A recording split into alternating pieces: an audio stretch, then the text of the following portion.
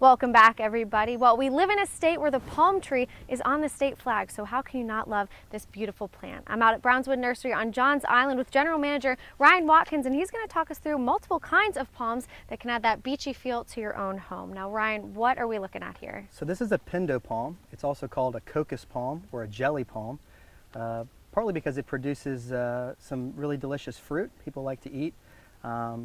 It's a blue-green hue, which is kind of cool, and it is what we consider a trunk form palm. Most palms do have trunks, but we treat this more of a tree. So you can see heights of 15 to 20 foot, and it really does bring a nice tropical feel to a pool area or any backyard. So it starts off pretty small, but we're going to get pretty big with this one? Yeah, and palms are slower, so there's mature heights that you might read online or in books. But generally, we're going to see 15 to 20 foot probably in the next 10 or 12 years on this one. Okay. Is this a more mature version of this one? Exactly. So you can begin to see, some of the old fronds. These are actually, dead fronds. What these are, we call these fronds.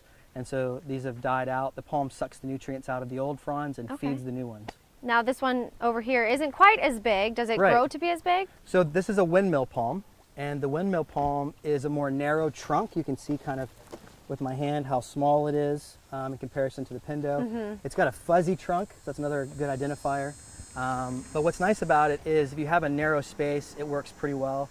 And again, height, you could see upwards of 20 feet, but generally in an 8 to 10 year span, maybe 10 feet. Okay, great. And what about this one? This one has much more palms, we'll say. We consider this more of a shrub form palm. This is the European fan palm. And I really like it. It's one of my favorites. It makes a great anchor or a focal piece, or if you just want a mass planting of them, they're beautiful. And the European, as you can see, has multiple branches, so lots of different trunks, always kind of growing around it. And you can see heights of 6 to 8 foot. It could get a lot bigger over many, many years, but that's generally the height we see. And these really do look like a fan. Yeah, they are a really pretty, demonstration of the fan palms, and have a nice color to them too. Great. This one is a little more cold sensitive, but it's still hardy. It's tender below 20 degrees generally. So the frond can damage in the winter, it turns brown. But I love it because, again, it's very tropical. It really has a really unique trunk, some reddish hue. You obviously want to watch these real nice spikes here. But it's a beautiful palm, and this one's pretty fast growing. Again, a shrubby form. But again, if you do have severe winter, it is going to damage.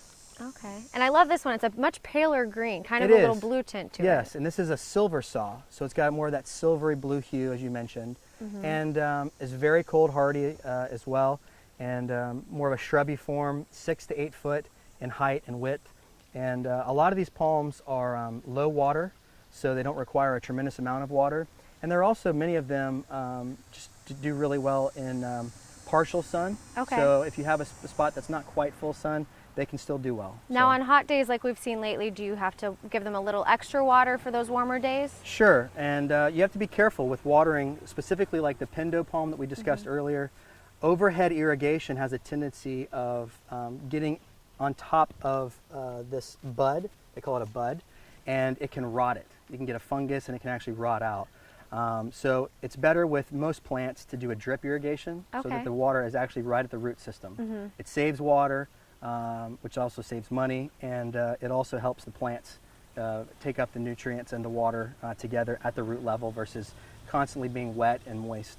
Great. Now, as you can see, they have got quite the variety of palm trees out here at Brownswood Nursery. For more information, you can go on their website, www.brownswoodnursery.com, or come out here and talk to Ryan for yourself. Stay tuned. We'll have more news and weather coming up after the break.